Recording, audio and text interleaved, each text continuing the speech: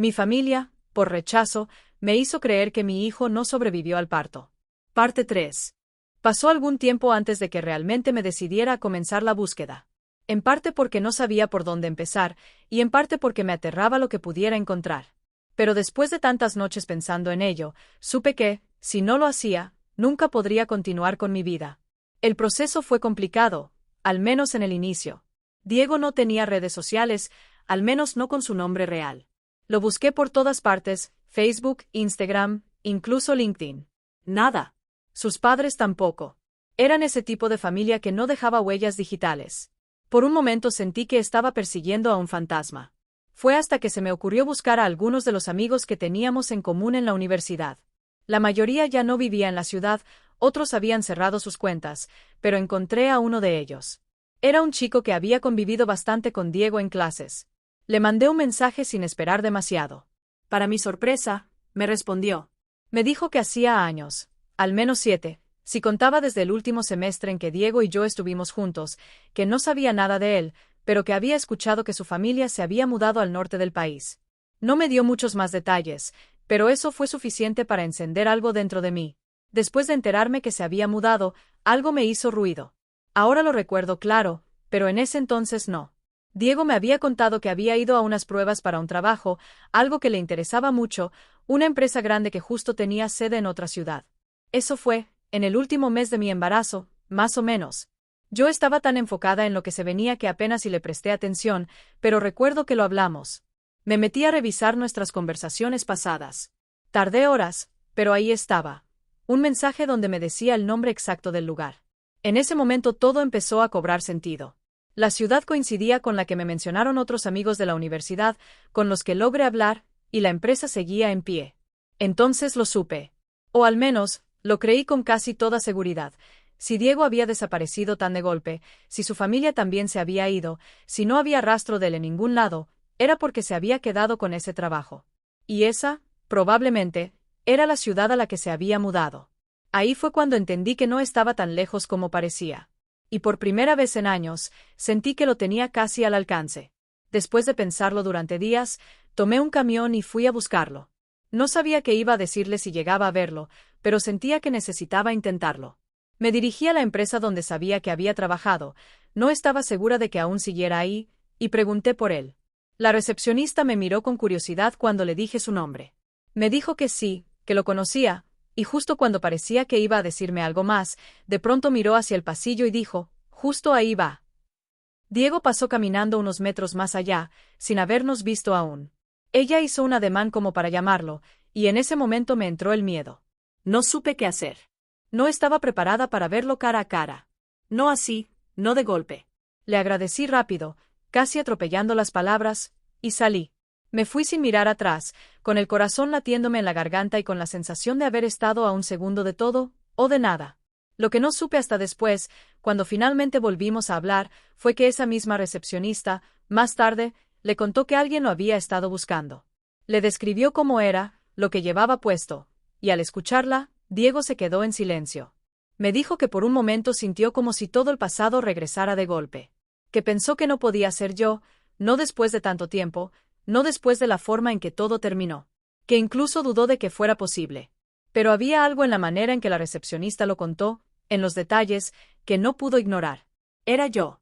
Lo supo. Y aún así, le costó trabajo creerlo. Me confesó que se quedó sentado en su oficina por varios minutos, como si necesitara asimilarlo. Y fue entonces, con todas esas emociones mezcladas, con la cabeza llena de recuerdos, que decidió buscarme. Diego llegó directo a donde yo vivía. Me contó que antes pasó por casa de mis papás, pero que al preguntar por mí, ellos le dijeron que ya no vivía ahí desde hace tiempo. Mis papás no sabían exactamente por qué me buscaba, solo que lo vieron un poco agitado, como si algo urgente lo moviera. Después de eso, Diego no se quedó cruzado de brazos. Me dijo que en su coche, desde el celular, buscó en redes sociales a algunas personas con las que yo solía llevarme, hasta que dio con una amiga mía. Le explicó todo muy rápido. Le dijo que me había visto, que necesitaba hablar conmigo, que no se quedaría tranquilo sin intentarlo. Mi amiga, sin saber exactamente qué había pasado entre nosotros, accedió a darle mi dirección. Y así fue como llegó hasta mi puerta. Me dijo que cuando estuvo frente a mi casa, dudó un poco antes de tocar. Que todo parecía tan irreal, tan fuera de lugar, pero al mismo tiempo tan necesario, que no podía simplemente alejarse. Sentía que ese momento era algo que, si dejaba pasar, no iba a volver a repetirse. Así que respiró hondo, y tocó. Cuando lo vi parado frente a mi puerta, no supe si era real o si mi mente me jugaba una mala pasada. Había pasado tan poco tiempo desde que fui a buscarlo y me fui sin mirar atrás, que encontrarlo ahí, frente a mí, parecía imposible. Yo no sabía qué decir. Había soñado tanto con volver a verlo, pero cuando por fin estaba ahí, no podía dejar de pensar en lo que no hicimos antes.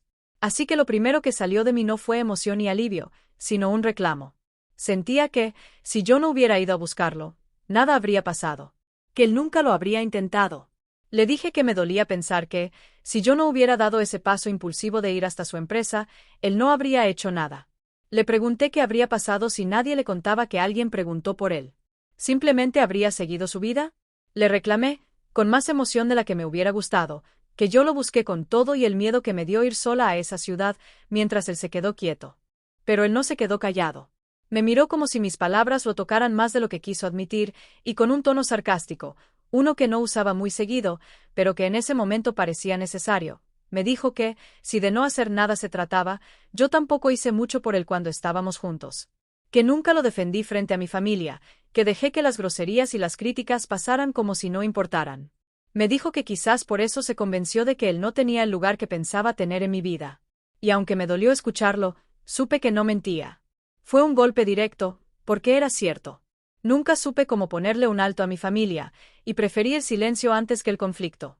Tal vez porque tenía miedo de que ellos tuvieran razón, o simplemente porque no sabía cómo defender lo que aún no comprendía del todo. Seguimos hablando, aunque lo que realmente hacíamos era soltar, con torpeza, todo lo que no nos habíamos dicho. No era una discusión, era más bien el intento de entender cómo habíamos llegado hasta ahí.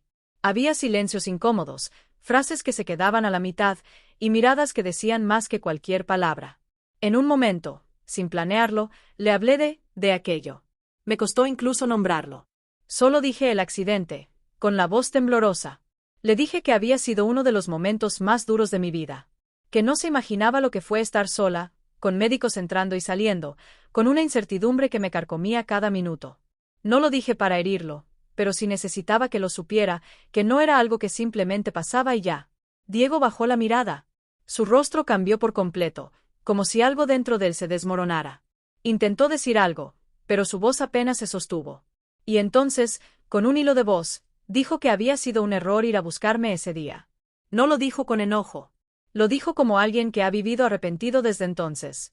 Como si cada vez que lo recuerda, algo en él volviera a romperse. Y sin decir nada más, se fue. Esta vez, fui yo quien se quedó frente a una puerta cerrada, sintiendo que algo muy importante acababa de deshacerse en mis manos. Pasaron los días. Cada vez que sonaba el teléfono o alguien tocaba la puerta, el corazón se me detenía por un segundo. Pero no era él. Hasta que llegó el sábado. Escuché los golpes en la puerta y, sin pensarlo mucho, fui a abrir. Ahí estaba Diego. Más grande, más cansado. Pero era él. Tenía la misma mirada de siempre, aunque ahora se notaba distinta. Más apagada. Más contenida. Durante unos segundos no dijimos nada. Solo nos miramos. Hasta que él respiró hondo, como si necesitara juntar todo el valor del mundo, y habló. No me reclamó nada. No mencionó el pasado ni las decisiones que nos separaron. Solo dijo que no estaba ahí por él. Que no venía buscando perdón, ni explicaciones. Solo dijo que creía que ya era momento. Que habían pasado muchos años. Que nadie merecía cargar con verdades a medias. Y entonces lo soltó. Quiero que la conozcas. No entendí. Me tomó unos segundos, tal vez más. Diego me miraba con una mezcla de nervios y ternura. Yo sentí que el piso desaparecía debajo de mis pies. A ella, repitió, más despacio. A nuestra hija. No fui capaz de responder. Solo lo miré, con los labios entreabiertos y el corazón golpeándome el pecho con una fuerza que dolía. Todo dentro de mí se quebró, como si una tormenta arrasara cada rincón de mi alma. Una parte de mí quería gritarle que eso no era posible. Que no podía ser cierto. Que yo la había llorado, que la enterré en cada aniversario, en cada fecha, en cada sueño que jamás dejé crecer. Pero algo en sus ojos me detuvo. Algo más fuerte que cualquier mentira. Más real que cualquier recuerdo. Salí corriendo, empujada por una mezcla de miedo, urgencia y esperanza que me desbordaba. Y entonces la vi. Estaba bajando del auto, con un vestidito amarillo y el cabello recogido en 2 trenzas desiguales. Pequeña, tan pequeña. Y sin embargo, fue como si toda mi vida me llevara justo a ese momento. Ella me miró sin miedo, con esa forma limpia en la que solo un niño puede mirar el mundo. Dio unos pasos hacia mí, y entonces dijo lo que rompió todo lo que quedaba en pie dentro de mí. «Mamá». No lo soporté. Caí de rodillas mientras la abrazaba, temblando, deshaciéndome en lágrimas, repitiendo mi amor una y otra vez, aunque en realidad no estaba segura de si esas palabras eran suficientes para contener todo el vacío y la esperanza que sentía al mismo tiempo. La apreté con tanta fuerza como si pudiera recuperar todo el tiempo perdido con un solo abrazo. No sé cuánto duró ese abrazo, pero cuando por fin nos separamos, los invité a entrar a mi casa. La conversación fluyó casi sin que nos diéramos cuenta, como si el tiempo se hubiera detenido. Mi hija, con esa inocencia tan pura, me contaba sobre su vida, sus juegos favoritos, lo que le gustaba y lo que no, cuántos años tenía, y pequeños detalles que me hicieron sentir tan cerca de ella. No podía dejar de llorar mientras escuchaba cada palabra, abrumada por todo lo que ese momento significaba. Ella sonreía y hablaba con la frescura de alguien que apenas empieza a descubrir el mundo. Todo pasó tan rápido que, antes de darme cuenta, estaba ya cansada del viaje y se quedó dormida. La llevé con mucho cuidado a mi cuarto, la acosté y la arropé, y me quedé observándola dormir en silencio. Cuando volví a la sala, lo encontré ahí, llorando, con esa mezcla extraña de desconcierto y felicidad que solo alguien que ha vivido tanto sabe expresar. Sin dejar que yo pudiera decir nada, Diego comenzó a hablar. Me dijo que no esperaba un recibimiento así para nuestra hija, que después de todo, yo nunca había querido saber nada de ella. Me contó que, por ahora, no le había revelado la verdad a nuestra niña, dada su edad, y que él había llevado ese peso solo todo este tiempo. Diego también me confesó lo feliz que estaba por ella, por cómo la había recibido, por la calidez que le mostré. Mientras escuchaba sus palabras, sentí como un coraje iba creciendo dentro de mí, una mezcla de dolor y rabia por todo lo que habíamos pasado. Pero esta vez, decidida a que no se repitiera la historia de antes, me calmé, tomé aire y sin más preámbulos, comencé a contarle mi versión. Después de un silencio breve, tomé aire y le conté lo que recuerdo con claridad. Le dije que desperté en el hospital días después del accidente, confundida y débil, entonces fue cuando me dijeron que nuestra hija no había sobrevivido. Le hice saber que esa noticia me destrozó por completo, me sentí vacía, rota, como si una parte de mí se hubiera ido para siempre. Le expliqué que, cuando por fin logré calmarme un poco, pregunté por él y mis padres me dieron un mensaje que, según ellos, había dejado para mí, donde Diego me culpaba a mí y a ellos por lo que había pasado, que yo no tuve el valor de enfrentar a mi familia, y que por eso él no quería volver a saber nada de mí y finalicé diciendo que esa supuesta despedida me dejó aún más sola y perdida. También le conté cómo fue mi recuperación. Le dije que no fue fácil, que hubo días en los que simplemente no quería levantarme de la cama, que el dolor no solo era físico, sino que sentía que todo me se había quebrado. Pero poco a poco, con ayuda, con tiempo, logré volver a una rutina. Aprendí a vivir con todo eso. Nunca olvidé, ni un solo día, pero encontré la forma de respirar sin que doliera tanto. Le confesé que, aunque mi vida parecía estable, nunca pude conectar realmente con nadie más. Intenté seguir adelante, incluso salí con algunas personas, pero siempre terminaba sintiéndome vacía. Algo me faltaba, algo quedaba inconcluso. No era justo ni para ellos ni para mí. Y fue entonces que entendí que, para poder cerrar ese capítulo, para poder seguir con mi vida de verdad, tenía que buscarte, tenía que encontrarte, mirarte a los ojos y hablar de todo esto. Solo así, pensé, podría encontrar algo de paz. Comprendí lo lejos que habían llegado mis papás en su afán por separarnos. Que habían sido capaces de inventar la muerte de su propia nieta, de la hija que tuvimos, nuestra hija. Y lo peor de todo, es que estoy casi segura de que mis hermanos también fueron parte de eso. En ese momento, los dos nos miramos. No dijimos nada. Pero fue suficiente. Solo con vernos a los ojos, entendimos. Entendimos que habíamos sido víctimas de una misma mentira, de un mismo abuso.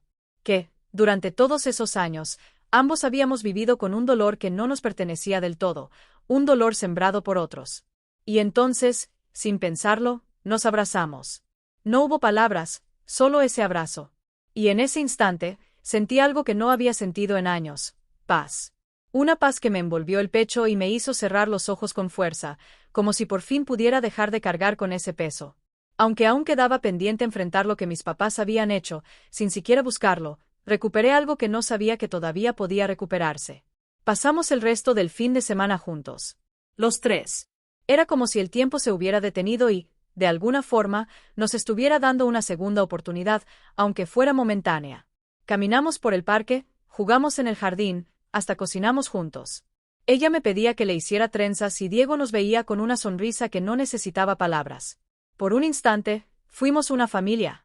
Pero, como todo lo que es bueno, también llegó el momento de despedirnos. Diego y nuestra hija, Isabella Sofía, así se llama, por cierto, tenían su vida hecha en otra ciudad. Y aunque cada parte de mí quería pedirles que se quedaran, sabía que no era el momento. Nos despedimos en la puerta de la casa donde yo me estaba quedando. Isabella me abrazó fuerte y me pidió que no la olvidara. Le prometí que no lo haría jamás. Le prometí, con el corazón en la garganta, que nunca más dejaríamos de vernos. Y cuando Diego me miró y me dijo gracias por todo, me acerqué, sin pensarlo. Por pura inercia. Lo besé.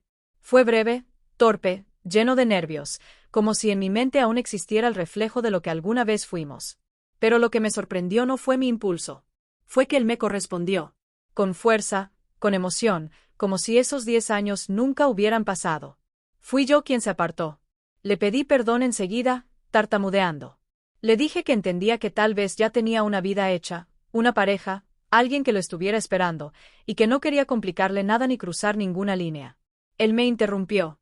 No hay nadie, Sofía. Nunca hubo nadie después de ti, al menos no de verdad. Isabella y yo vivimos solos. Mis papás nos ayudan a cuidarla cuando estoy trabajando, pero no hay nadie esperándome en otro lado. Solo tú. No supe qué responder. Solo pude asentir mientras sentía que algo se deshacía en mi pecho. No tristeza. No confusión. Era esperanza. Y justo antes de que se subieran al coche, Isabella me volvió a abrazar. ¿Me vas a buscar pronto, mami? Me dijo al oído. Mucho más pronto de lo que crees, le respondí, con la voz temblando. Y esa fue la promesa que nos hicimos, que esta vez jamás nos volveríamos a soltar. Al día siguiente todo parecía haber vuelto a la normalidad. Me levanté temprano, fui a trabajar como cualquier otro lunes, y justo cuando estaba por salir a comer, recibí un mensaje de Diego. Me preguntaba cómo iba mi día, y adjuntaba una foto. Era un dibujo hecho por Isabella. En él estábamos los tres, ella, Diego, y yo. En la parte de abajo, con letra grande y algo desordenada, decía mi familia. Antes de poder responderle, recibí una llamada de mi mamá. Me recordaba la cena de cumpleaños de mi papá, que sería esa misma noche. Asentí y le aseguré que no se me había olvidado, aunque sinceramente, en ese momento, todo lo demás me parecía lejano. Le colgué, y algo en mí hizo clic. Fue como un impulso, una certeza que me atravesó sin permiso. Me levanté, caminé directo a la oficina de mi jefe y sin darle demasiadas vueltas le presenté mi renuncia. No hubo espacio para dudas ni listas de pros y contras. Regresé a casa, tomé una maleta y empecé a guardar solo lo esencial. Subí al primer autobús que saliera en dirección a la ciudad donde vivía Diego. No le avisé. No le dije a nadie. Simplemente fui. Llegué casi de noche. Toqué el timbre sin saber siquiera qué le iba a decir. Diego abrió la puerta sorprendida. Isabella, al verme, corrió hacia mí y me abrazó. Me invitaron a cenar. Nada elaborado, solo lo que había. Comimos los tres juntos como si lo hubiéramos hecho 1000 veces. Luego entre los dos acostamos a Isabella, le leímos un cuento y la acompañamos hasta que se quedó dormida. Después bajamos a la sala. Diego trajo un par de tazas de té y nos sentamos a platicar. En medio de una de esas pausas que se sienten más cómodas que cualquier conversación, mi celular vibró. Era una llamada de mi mamá. Diego lo notó y me preguntó si quería contestar. Pero no. No esta vez. No con algo que aún tenía atravesado en el pecho. Le conté todo. Que había renunciado. Que había empacado sin pensar demasiado. Que me había subido a un autobús solo para llegar ahí, a su puerta. Le confesé que no sabía qué iba a hacer, pero que lo único que sí tenía claro era que aún lo amaba. Que no podía seguir con mi vida como si él y su existencia no me importaran. Que no sabía si él sentía lo mismo, pero necesitaba decirlo. Diego no dijo nada. Se levantó, se acercó a mí, y me besó. Ese tipo de beso que no necesita explicación. Cuando se separó un poco, me acarició la mejilla y me dijo que yo también era parte de esa casa. Que no había otra mujer en su vida, ni en su corazón. Que nunca la hubo. y que nada lo haría más feliz que estar conmigo, con la única mujer que había sido capaz de amar. Y así, sin haberlo planeado, encontré mi lugar en el mundo. No fue en una ciudad, ni en un trabajo, ni siquiera en la rutina que antes creía necesitar. Fue en esa casa, con la risa de Isabella llenando los pasillos y los abrazos de Diego recordándome cada día que el amor, cuando es real, siempre encuentra el camino. Después de tantos años de preguntas, de vacíos y de silencios, mi vida por fin tenía respuestas. Y aunque no todo ha sido fácil desde entonces, cada paso ha valido la pena. Porque ahora no camino sola. Ahora mi hija me llama mamá con la voz más dulce que he escuchado jamás, y el hombre al que siempre he amado, me toma de la mano cada mañana como si también hubiera esperado toda una vida para este momento.